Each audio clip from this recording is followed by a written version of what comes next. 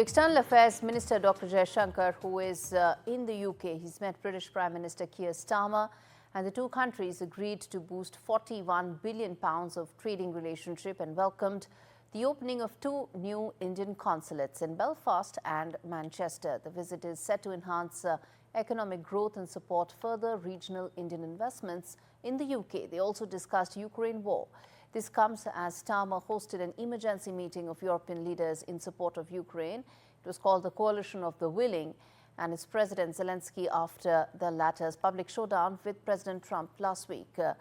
In fact, my colleague Radhika joins me live from London to really give me a lowdown on how things are unfolding there. Radhika, it looks like Dr. Jaishankar has had a very hectic last couple of days there. Talk to us about what it's looking like, what's on the agenda next. It's in fact 6 days that Dr. Jaishankar is going to be here in the UK. Yesterday, as you rightly alluded, he had a meeting with the Prime Minister of the United Kingdom at 10 Downing, Keir Starmer, and discussing a lot of aspects, including the key topic of the free trade agreement, which India and the UK notoriously have exchanged 18 rounds of conversations during the erstwhile government. But now it seems there is new steam in this, a new interest certainly from the Indian side to try and finalize this free trade agreement. So as you said, there are meetings, there are inauguration of consulates that Dr. Jaishankar is going to be doing here in the UK, one in Manchester, one in Belfast. And of course, he has an engagement in Lancashire, which is another England county. But today is going to be a very significant day at this very respected think tank called Chatham House in London. Dr. Jaishankar is going to be having some sort of a fireside chat where he's going to be discussing the topic of the role and the rise of India.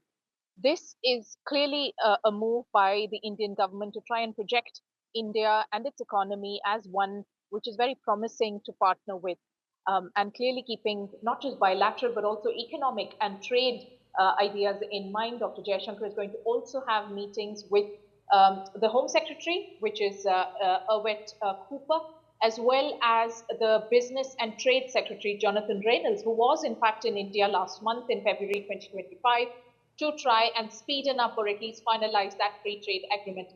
The new interest that India has, it always has been very interested in UK as a partner, not just for bilateral ties or for economic trade or for trade opportunities, but also because Europe and the EU is now a very promising bloc for India to form a trade partnership with alongside the UK, even as Brexit happened in 2016. And then, of course, the formal exit did take place. Trading with India for the UK is very important.